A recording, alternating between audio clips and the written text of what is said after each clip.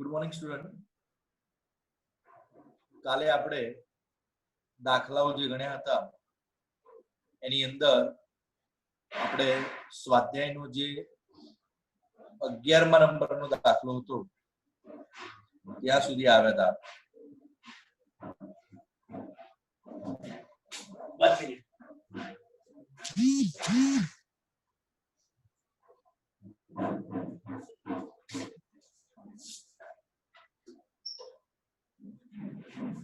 સ્વાધ્યાયના 11મા નંબરનો દાખલો જે છે એની અંદર ઘનતા ઉપર જ છે આખો. એમાં એક સિલ્વર આપેલું કે સિલ્વર એફસીસી માં સ્ફટિકીકરણ પામે છે. તો સિલ્વર એફસીસી માં સ્ફટિકીકરણ પામે છે એનો મતલબ Z બરાબર 4 પરમાણુ છે. ધારની લંબાઈ તમને આપેલી છે E બરાબર 4.07 ગુણ્યા 10 ની -8 અને ઘનતા તમને આપેલી છે 10.5 ગ્રામ પ્રતિ સેન્ટીમીટર નો ક્યુબ. હવે અહીંયા પણ આપણે કાલે આવો દાખલો જોયેલો. અહીંયા પણ પરમાણ્વીય દળ શોધવાનું છે. તો પરમાણ્વીય દળ એટલે આપણે આની વાત કરીશું કે અહીંયા m શોધવાનો છે. તો આપણું જે સૂત્ર છે ઘનતાનું સૂત્ર તમે બધા જાણો જ છો કે ભાઈ D બરાબર આપણું જે સૂત્ર આવે છે સૂત્ર શું આવે છે Z ગુણ્યા m છેદમાં Na ગુણ્યા E ક્યુબ. આ સૂત્રની અંદર આપણે કરતા બનાવવાનું છે બાળકો m ને. તો m બરાબર આપણું સૂત્ર જે બનશે એ છે D E ક્યુબ Na ને છેદમાં આવશે Z. હવે અહીંયા D બરાબર તમને આપેલું છે 10.5 E ક્યુબ એટલે 4.07. અહીંયા રકમની અંદર થોડું ઘણી વાત કરીએ તો 4.07 ગુણ્યા 10 ની 8 ઘાત લખેલી છે. હકીકતમાં -8 ઘાત આવે છે. તો બાળકો એ પણ તમે ખાસ ધ્યાન રાખજો. એ 4.07 છે. એ સિવાય બીજી વાત કરીએ તો 7 ની જગ્યાએ ખરેખર અહીંયા એક્ઝેક્ટલી જવાબ માટે 77 ની જરૂર હોય છે. તો રકમની અંદર આ થોડો ફેરફાર છે. જો કે તમારા બુકની અંદર 4 જે ગણતરી હશે એમાં 4.077 લખેલું છે. ખાસ 10 ની ઘાતમાં ધ્યાન રાખજો. 8 લખી છે પણ હકીકતમાં -8 છે. હવે એનો ઘન લેવાનો છે. એ ઘન Na નું મૂલ્ય તમને ખબર છે 6.022 ગુણ્યા 10 ની 23 અને છેદમાં Z બરાબર 4 આવે છે. આનો જવાબ આવે છે એ તમે જવાબ જ્યારે લાવશો ત્યારે તમને એક્ઝેક્ટલી જવાબ મળે છે 107.09. તો આ તમને આ રીતે મળી જશે પરમાણ્વીય દળ. તો તમને ખબર જ છે કે સિલ્વર નું દળ 108 આપણે જનરલી લેતા હોય છે અથવા આપણે 107.9 લઈએ છીએ. તો એની નજીકમાં જ આપણને અહીંયા મળે છે. તો દાખલાની અંદર આટલું જ કરવાનું, બીજું કશું કરવાનું છે નહીં. એના પછી સ્વાધ્યાયની અંદર જ દાખલા નંબર 12 છે. હવે એની વાત કરીશું. એમાં એક સમઘનીય ઘન પદાર્થ છે. આ સમઘનીય ઘન પદાર્થ બે તત્વો P અને Q નો બનેલો છે. ધ્યાન આપવું બરાબર. P અને Q. Q પરમાણુ સમઘનના ખૂણા પર છે. ચલો Q ક્યાં આવેલા છે? Q એ સમઘનના ખૂણા પર છે. હવે તમને ખબર છે કે ખૂણાઓ કેટલા હોય? 8 હોય. તો Q ની સંખ્યા આવશે 8 અને દરેક કેટલા વચ્ચે વહેંચાય તો શીખવાડેલું છે 8 વચ્ચે વહેંચાય એટલે 1/8. તો Q ની સંખ્યા તમે જોવા જશો બાળકો કેટલી આવશે? 1 આવશે. હવે P ની વાત કરીએ. P એ ક્યાં ગોઠવાયેલો છે? તો અંતઃ કેન્દ્ર પર. અંતઃ કેન્દ્ર એટલે તમને ખબર જ છે કે ભાઈ એકમ કોષની બિલકુલ વચ્ચે, કોઈની પણ વચ્ચે ભાગીદારી થાય નહીં. તો P બરાબર 1 જ આવે. તો હવે મારે સંયોજનનું સૂત્ર બનાવવાનું છે. તો આ તો બિલકુલ સહેલો દાખલો છે. સંયોજનનું સૂત્ર P પણ 1 Q પણ 1. તો જવાબ શું આવશે? P1 Q1 એટલે કે PQ. તો આપણું સૂત્ર જે બનશે સંયોજનનું સૂત્ર, ફરીથી Q એ ખૂણા પર છે તો ખૂણા પર 8 હોય ખૂણા. 8 ગુણ્યા 1/8 બનાવે. P અંતઃ કેન્દ્ર પર છે. અંતઃ કેન્દ્ર ઉપર એક જ હોય, કોઈની વચ્ચે ભાગીદારી થાય જ નહીં એટલે P બરાબર 1. સંયોજનનું સૂત્ર શું આવે? P પણ 1 Q પણ 1. તો સંયોજનનું સૂત્ર આવશે PQ. તો આ દાખલો તમને આપેલો છે 12મા નંબરમાં. હવે આપણે આગળ જોઈશું બાળકો 13મા નંબરનો દાખલો. સ્વાધ્યાયમાં 13મા નંબરનો દાખલો ધ્યાન આપજો. એક તત્વ છે જેનું નામ છે નિયોબિયમ. તત્વનું નામ શું છે? નિયોબિયમ. બહુ તમે સાંભળ્યું ના હોય નામ, પણ આ એક તત્વ છે નિયોબિયમ. એ અંતઃ કેન્દ્રિત અંતઃ કેન્દ્રિત એટલે બીસીસી રચના ધરાવે છે, આટલી રચના હોય એટલે આપણને ખબર પડવી જોઈએ કે ભાઈ અંતઃ કેન્દ્રિત એટલે z બરાબર કેટલા આવે બાળકો 2 આવે. તેની ઘનતા ડી આપેલી છે બાળકો 8.55 ગ્રામ ઇન્ટુ સેન્ટીમીટર ની -3 ઘાત. હવે તો કીધું છે કે હવે સાંભળજો બરાબર રકમ. તો નિયોબિયમ નું પરમાણ્વીય દળ 93 યુ લઈને એટલે કે m બરાબર કેટલું લેવાનું કીધું છે 93 યુ લઈને તેની ત્રિજ્યા ગણો. ત્રિજ્યા એટલે r શોધવાની છે. હવે સાહેબ r વાળું સૂત્ર ક્યાંથી લાવવાનું? તો આપણે પેકિંગ ક્ષમતા અથવા સંકુલન ક્ષમતા ભણ્યા.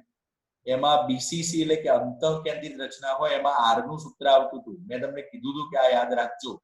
તો હું તમને એકવાર બતાવું એ કયું સૂત્ર હતું એ ભણ્યા હતા એ તમને બતાવું છું, તમને ખ્યાલ આવે. જો r એ અંતઃ કેન્દ્રિત સંકુલન ક્ષમતા આપણે ભણ્યા હતા એ બરાબર. એની અંદર જો આ સૂત્ર આપણે છેલ્લે લખેલું છે r બરાબર √3/4a. તો આ સૂત્રનો ઉપયોગ કરવાનો છે. √3/4 એનો ઉપયોગ કરવાનો છે બાળક. તો અહીંયા આપણે હું સૂત્ર પહેલા લખું છું. અહીંયા r બરાબર √3/4 એટલે 3a બરાબર. તો અહીંયા મારે કોની જરૂર પડે? a ની જરૂર પડે. a આપેલું નથી તો પહેલા ઘનતાના સૂત્ર ઉપરથી આપણે a શોધવાનું છે બાળક. ઘનતાનું સૂત્ર અહીંયા લખેલું છે, એના ઉપરથી a ક્યુબ નું સૂત્ર બનાવવાનું છે. a ક્યુબ ઉપર લઈ જવાનું, d ક્યાં લાવવાનું? નીચે. તો સૂત્ર આપણું શું બનશે? સૂત્ર આપણું બનશે a ક્યુબ બરાબર શું બરાબર? a ક્યુબ બરાબર z into m sorry capital M છેદમાં આવશે na ગુણ્યા d.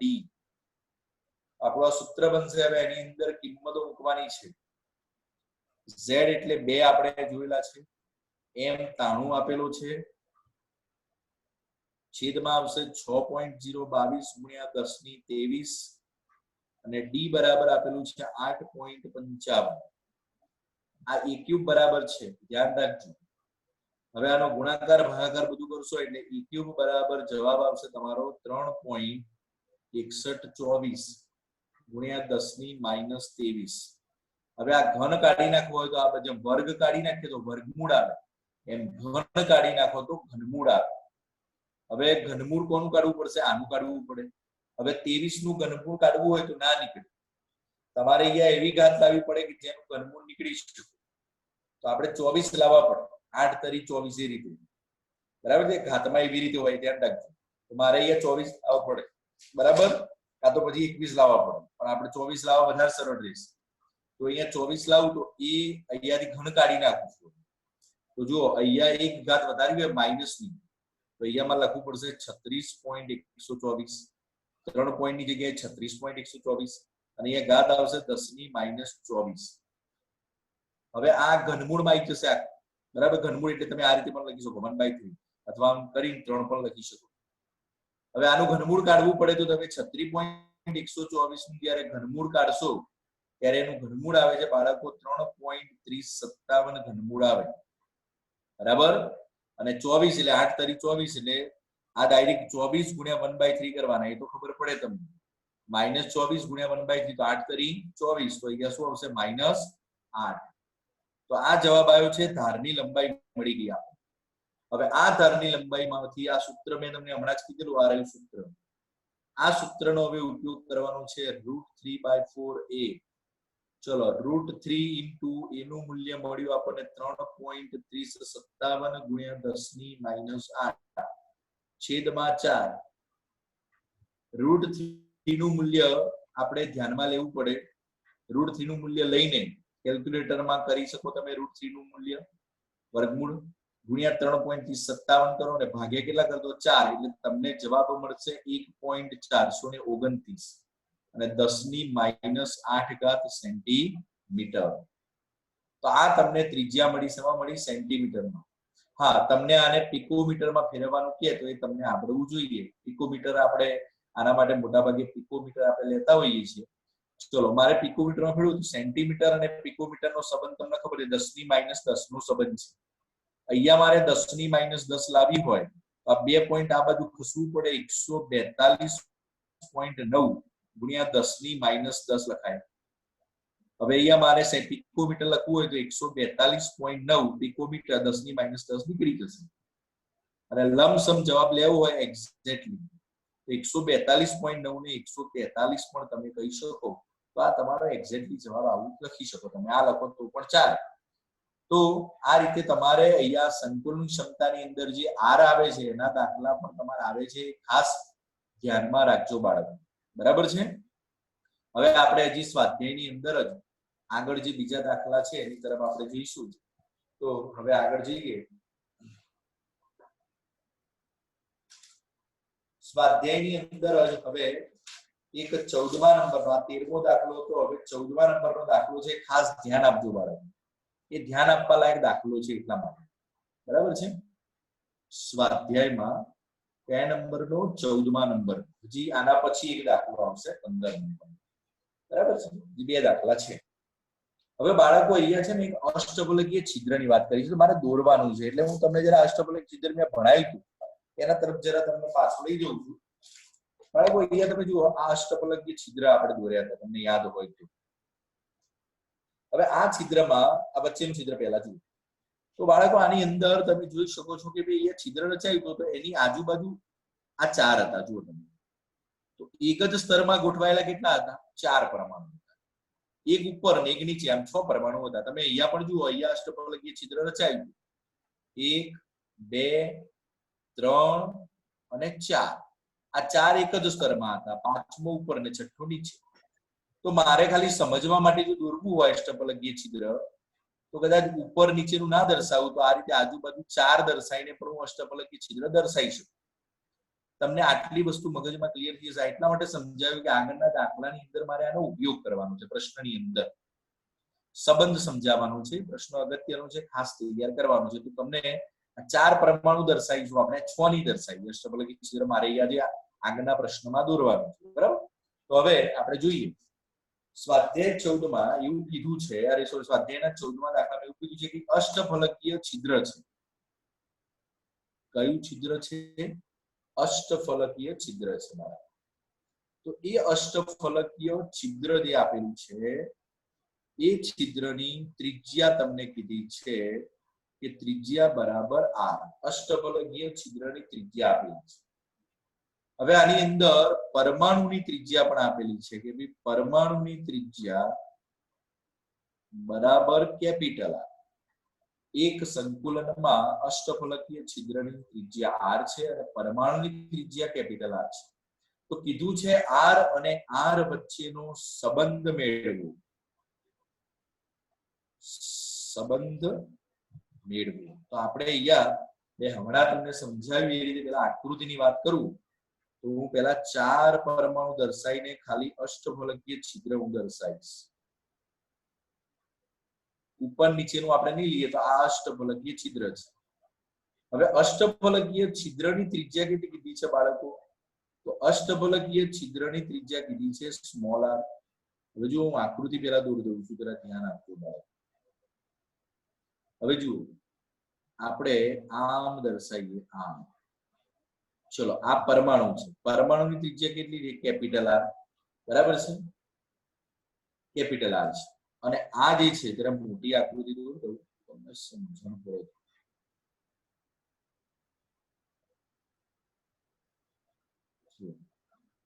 અહીંયા આની ત્રિજ્યા જે લેવાની છે એ સ્મોલ r છે અને અહીંયા કેપિટલ r બરાબર આવું થશે આખું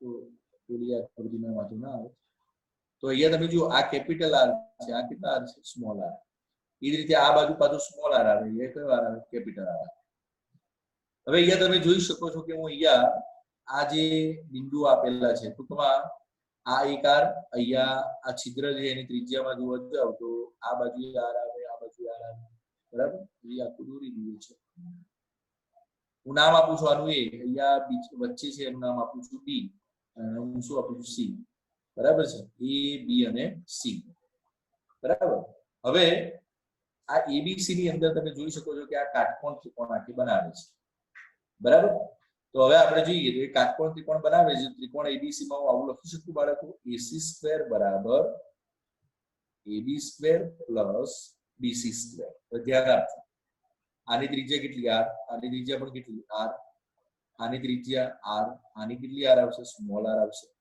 ચલો AC એટલે r આવે, કેટલા r આવે છે AC માં, 2r આવે છે. તો અહીંયા લખીશું કે ભાઈ અહીંયા 2r નો હોલ સ્ક્વેર.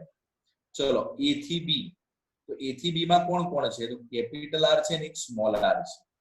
તો AB ની અંદર કેપિટલ R અને સ્મોલ r આવશે, તો લખીશું r પ્લસ r નો સ્ક્વેર. સેમ BC માં પણ એવું થશે, સ્મોલ r કેપિટલ R, તો અહીંયા પણ લખીશું r પ્લસ r નો હોલ સ્ક્વેર. હવે અહીંયા 2r નો સ્ક્વેર એટલે લખાય 4r square. r plus r કેટલી વખત થયા બાળકો, 2 વખત થયા.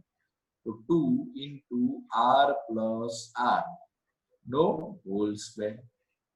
ચલો આ 2 અહીંયા નીચે આવી જશે, તો 4/2 r સ્ક્વેર બરાબર r plus r નો હોલ સ્ક્વેર, 2 × 4. ચલો શું વધ્યું બાળકો, અહીંયા 2r square r plus r નો હોલ સ્ક્વેર. બંને બાજુ વર્ગમૂળ લઈએ આપણે, બંને બાજુ શું લઈશું આપણે, વર્ગમૂળ. તો અહીંયા આવશે √2r, અહીંયા વર્ગમૂળ √2 આવશે, r સ્ક્વેર નીકળી જશે, આ બાજુ આવશે ખાલી r પ્લસ r.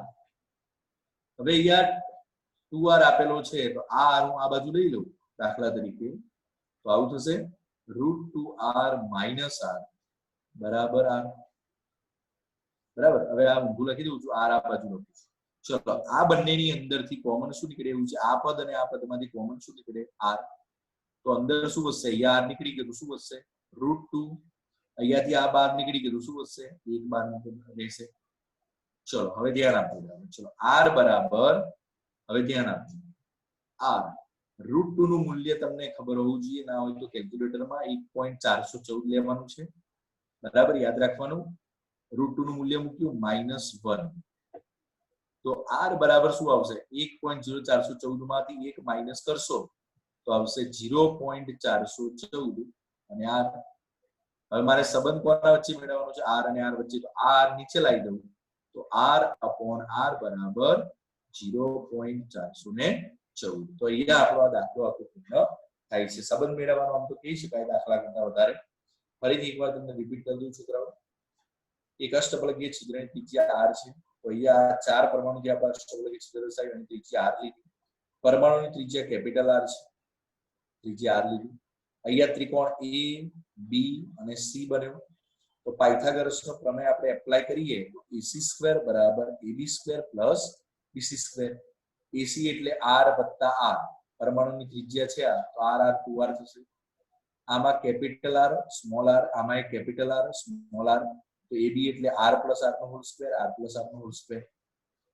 2r નો સ્ક્વેર એટલે 4r સ્ક્વેર કહેવાય.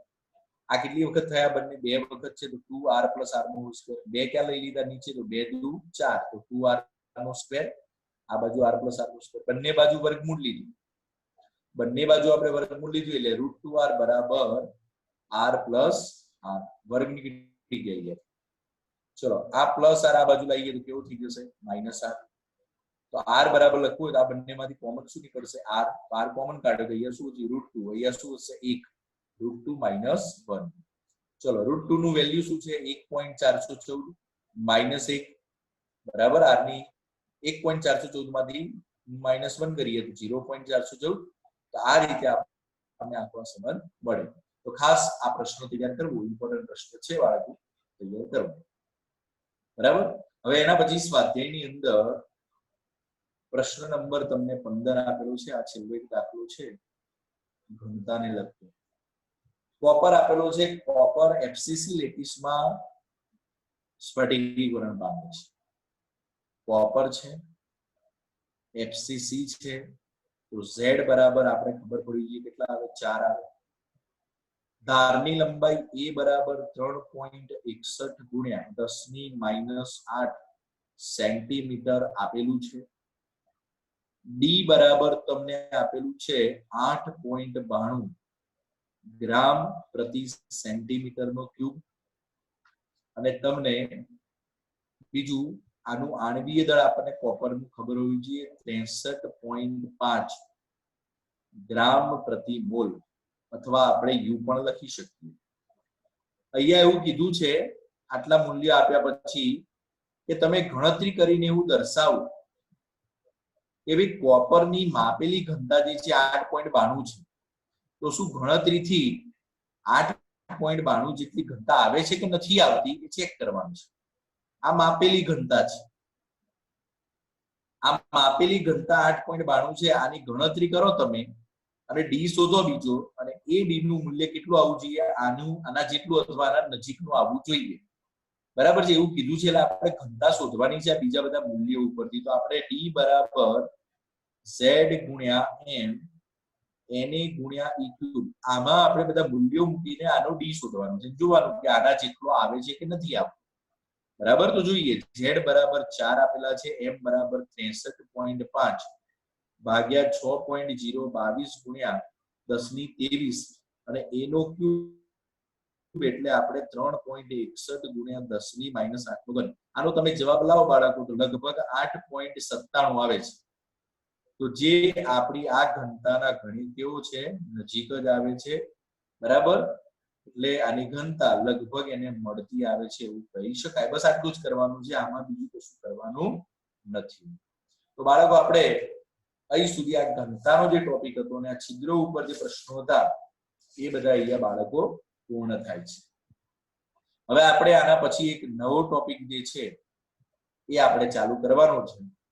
એ નવો ટોપિક કયો છે હવે એની વાત કરીએ બાળકો આપણે. તો એ નવો ટોપિક જે આપેલું છે તમને, એ ટોપિકનું નામ છે ક્ષતિ. શું નામ છે? ક્ષતિ. ક્ષતિ એટલે શું? સાદી ભાષામાં આપણે કહીએ ક્ષતિ એટલે શું?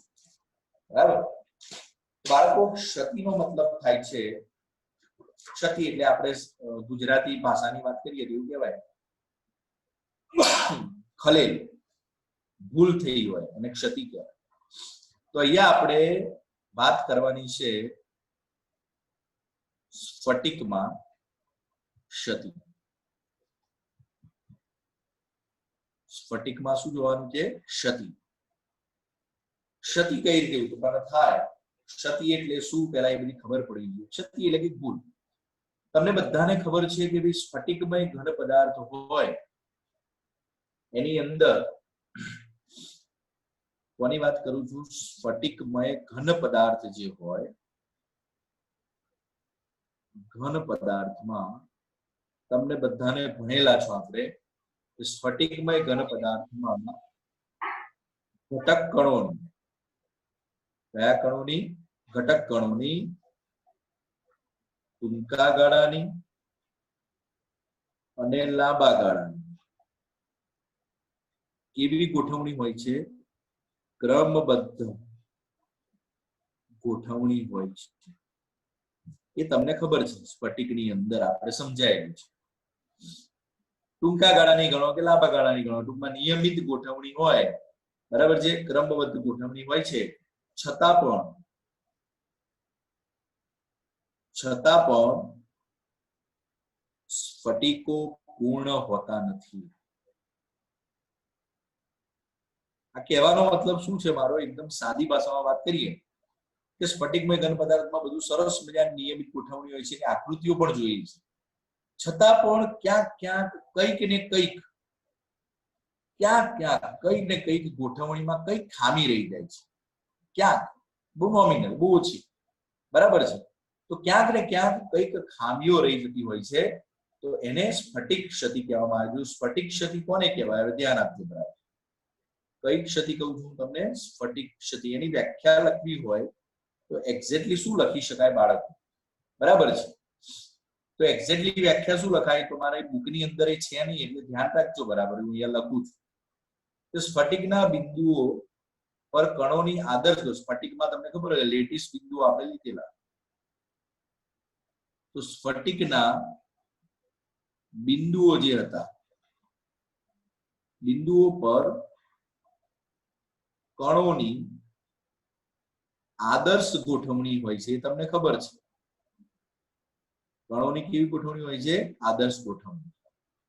તો સ્ફટિકના બિંદુઓ પર કણોની આદર્શ ગોઠવણીમાં રહેલ, પરંતુ મેં તમને કીધું ને ક્યાંક થોડી ઘણી શું રહી જાય છે એની અંદર અનિયમિતતા રહી જાય છે સ્ફટિકના બિંદુઓ પર કણોની આદર્શ ગોઠવણીમાં રહેલ અનિયમિતતા અથવા એને એમ કહેવાય વિચલનને એટલે કે થોડા ઘણા ફેરફાર થાય છે એ વિચલનને સ્ફટિક ક્ષતિ કહેવામાં આવે છે આ ધ્યાન રાખજો બરાબર સ્ફટિક ક્ષતિ કોને કહેવાય આ વ્યાખ્યા છે સ્ફટિકના બિંદુઓ પર કણોની આદર્શ ગોઠવણીમાં રહેલ એટલે કે આદર્શ ગોઠવણી હોય પણ એમાં પણ થોડી ઘણી અનિયમિતતા અથવા શું રહી જાય છે વિચલન રહે છે સ્ફટિક ક્ષતિ કહેવામાં આવે છે તો આ સ્ફટિકની અંદર વાત કરીએ તો ક્ષતિ કઈ રીતે થઈ જતું હોય છે તો સ્ફટિકમાં ક્ષતિ થાય છે એનું કારણ એક તો તાપમાનના વધારાના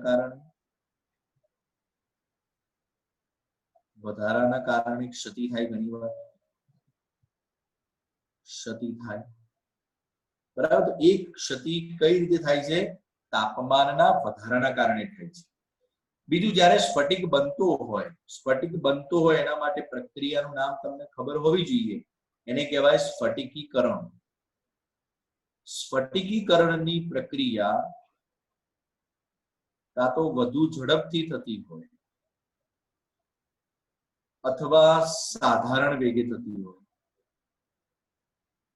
સામાન્ય વેગે થાય તો જે વખતે સ્ફટિક બનતો હોય ને ત્યારે પણ ક્ષતિ થતી હોય છે એટલે કે બનાવટ હોય એની અંદર કઈ ને કઈ થોડી ઘણી આગુ પાછું રહી જાય આદર્શ ગોઠવણીમાં થોડો ઘણો ફેરફાર થઈ જાય તો આ બંને કારણોસર ક્ષતિઓ જે છે ઉત્પન્ન થતી હોય છે તાપમાનના વધારાના કારણે થાય છે અને સ્ફટિકીકરણની પ્રક્રિયા એટલે કે સ્ફટિક બનવાની પ્રક્રિયા હોય એ દરમિયાન પણ ક્ષતિ ઉત્પન્ન થાય છે પણ ક્ષતિ તો હોય જ બરાબર છે હવે આ જે ક્ષતિઓ છે બાળકો એ ક્ષતિઓના અલગ અલગ પ્રકાર છે બાળકો ક્ષતિઓના અલગ અલગ શું છે પ્રકાર છે તો આપણે પ્રકારોની વાત કરવાની છે થોડી તો હવે પ્રકારોની વાત કરું છું કે ક્ષતિઓના પ્રકાર જે છે એ કયા કયા છે ક્ષતિઓના પ્રકાર બરાબર તો ક્ષતિઓના પ્રકારની અંદર અહીંયા હું તમને ખાલી ક્ષતિઓના પ્રકાર કહી દઉં પહેલા ક્ષતિઓના મુખ્ય બે પ્રકાર છે બિંદુ ક્ષતિ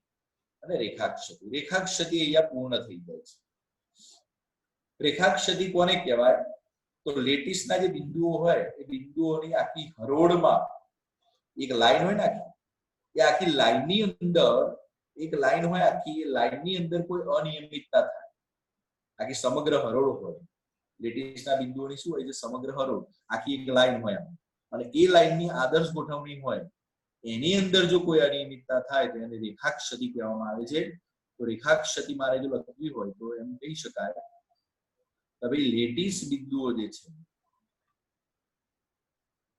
એ લેટિસ બિંદુઓની સમગ્ર હરોળમાં આખી એક લાઈનમાં હરોળ એટલે એક લાઈન હરોળમાં આદર્શ ગોઠવણીમાં અનિયમિતતા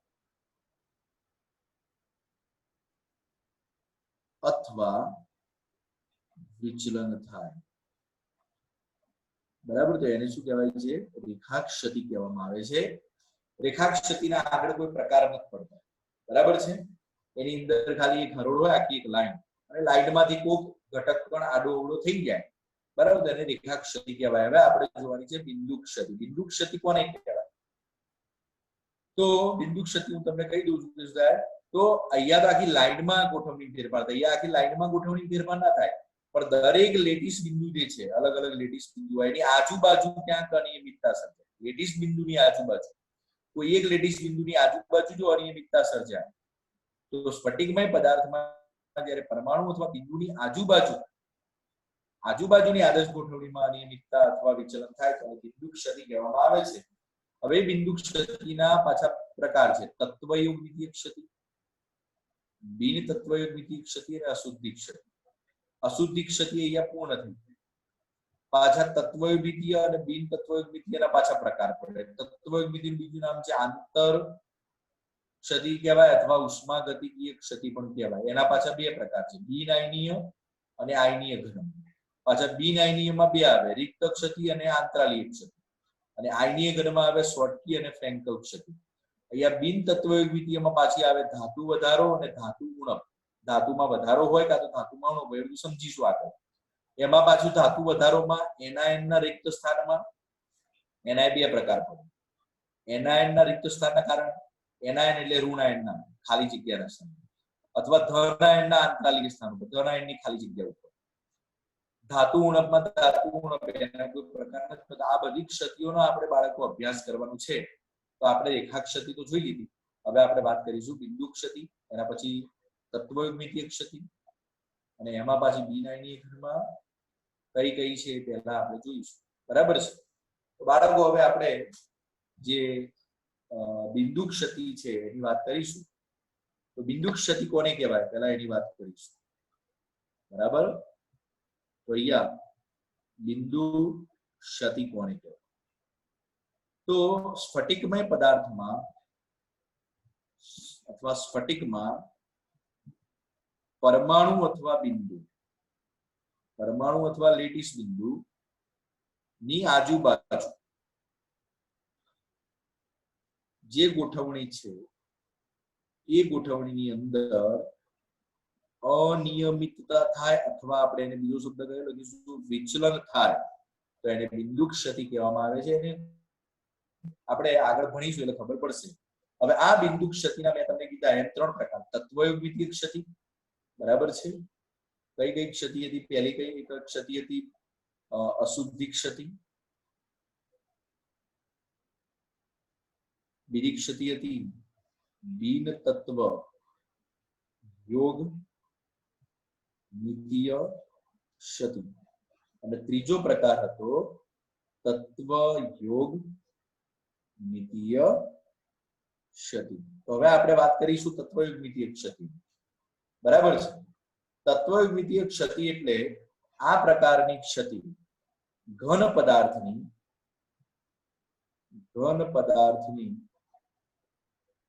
તત્વયોગમિતિને, ઘન પદાર્થની તત્વયોગમિતિને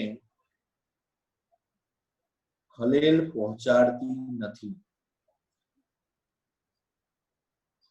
જે ક્ષતિમાં ઘન પદાર્થની તત્વયોગમિતિને ખલેલ ના પહોંચે એને તત્વયુગ્મિતીય ક્ષતિ કહેવાય. તત્વયુગ્મિતિ કોને કહેવાય? તો 11મા ધોરણમાં મોલ વાળું જે ચેપ્ટર તમે ભણ્યા એ મોલ વાળા ચેપ્ટરમાં તત્વયુગ્મિતિ આવે છે. હું તમને ખાલી ઉદાહરણ આપું છું, યાદ રાખજો. ઉદાહરણ આપું છું. તત્વયુગ્મિતિ કોને કહેવાય? ધારો કે તમારી જોડે એક સંયોજન છે NaCl. તો NaCl માં ફિક્સ પ્રોગ્રામ છે કે Na 6 હોય તો Cl પણ કેટલા હોય? 6 જ હોય. Na ના 10 પરમાણુ હોય તો Cl ના પણ 10 પરમાણુ હોય. તો એને તત્વયુગ્મિતિ કહેવાય. બંનેની સંખ્યા સરખી જ. તો એ તત્વયુગ્મિતિ. એક ઉદાહરણ આપ્યું, ખાલી નોર્મલ ઉદાહરણ આપ્યું છે, યાદ રાખજો. તો તત્વયુગ્મિતિને ખલેલ ના પહોંચે જે ક્ષતિમાં અને તત્વયુગ્મિતિ ક્ષતિ કહેવાય. એમાં વ્યાખ્યા હવે એના બે પ્રકાર છે બાળકો. તો હવે બે પ્રકારની આપણે વાત કરીએ. એમાં પહેલો પ્રકાર જે આવે છે આપણે એની થોડી વાત કરીશું. તો એ પહેલો પ્રકાર આવે છે એનું નામ છે રિક્ત ક્ષતિ. રિક્ત એટલે કહેવાય ખાલી ક્ષતિ. તો બાળકો જુઓ, તમે આકૃતિ સમજશો ને તો આ રિક્ત ક્ષતિ આવડી જશે તમને. હવે ધારો કે અહીંયા હું એક સ્ફટિક દોરું છું, બાળકો ધ્યાન આપજો. હવે આની અંદર સરસ મજાના આવી રીતે લેટીસ પરમાણુ આમ સરસ મજાના ગોઠવાયેલા છે. બરાબર છે? આવી રીતે ગોઠવાયેલા છે. ચલો 4 ગોઠવાયેલા અહીંયા પણ 4. પણ હવે ધારો કે આની અંદરથી આ લેટીસ સ્થાન કહેવાય. આ લેટીસ સ્થાનમાંથી અહીંયા જે કોઈ હતું એ નીકળી ગયું બહાર. આ જગ્યા કેવી થઈ ગઈ? ખાલી જગ્યા થઈ ગઈ. કોઈ પરમાણુ અહીંયા તો આ લેટીસ સ્થાનમાં કોઈ પરમાણુ હતો અહીંથી બહાર નીકળી ગયો. આ જગ્યા કેવી થઈ ગઈ? ખાલી થઈ ગઈ. બરાબર છે? તો આની જગ્યાએ શું થાય છે? અહીંયા કેટલા શું થયું? કેટલાક લેટીસ સ્થાન જે છે એ લેટીસ સ્થાન કેવા થઈ જાય છે? ખાલી હોય છે. તો ખાલી થઈ ગયા. બરાબર? ખરેખર અહીંયા પરમાણુ હોવા જોઈએ, ઘટક કણ હોવા જોઈએ, પરંતુ કેટલાક લેટીસ સ્થાન કેવા થઈ ગયા? ખાલી થઈ ગયા. એટલે પરમાણુની સંખ્યા શું થઈ ગઈ? અહીંયા કણોની સંખ્યા શું થઈ? કણોની સંખ્યા શું થઈ ગઈ બાળકો? ઓછી થઈ. એનો મતલબ એ થયો કે અહીંયા ઘનતા એની શું થશે? કણોની સંખ્યા ઓછી થાય એનો મતલબ ઘનતામાં શું થઈ જાય છે? ઘટાડો થઈ જાય છે. મોટા ભાગે પદાર્થને ગરમ કરતા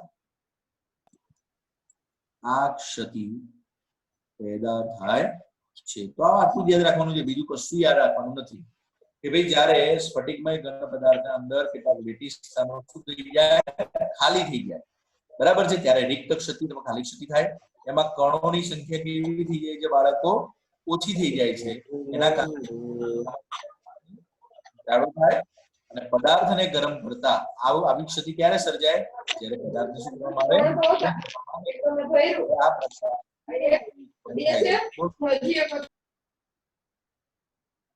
બોલો.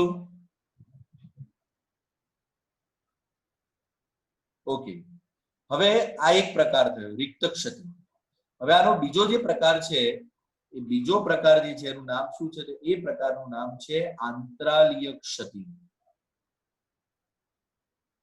કઈ ક્ષતિ નામ છે બાળકો?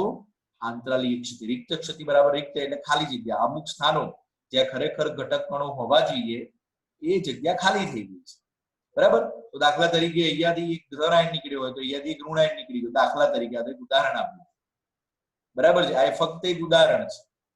તો આ નીકળી ગયો તો સામે આ પણ નીકળી ગયો તો એના કારણે કોઈ તત્વયુગ્મિતિમાં કોઈ ફેરફાર થવાનો નથી, બરાબર છે. બીજું યાદ રાખજો, આનું નામ બીજું મેં તમને કીધું કે આને આંતર, બરાબર છે. કઈ ક્ષતિ કહેવાય? એને આંતર ક્ષતિ પણ કહેવામાં આવે છે, અથવા એનું બીજું નામ છે ઉષ્માગતિકીય ક્ષતિ. તત્વયુગ્મિતિની વાત છે.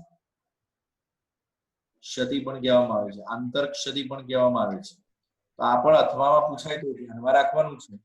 તો ખાસ આ રિક્ત ક્ષતિ બીજો પ્રકાર જે છે એ હાલ નથી ચલાવતો, કારણ કે હવે આપણા જોડે વધારે સમય છે નહીં, એટલે આંતરાલીય ક્ષતિ જે છે વધારે ચલાવતો નથી, બરાબર. એની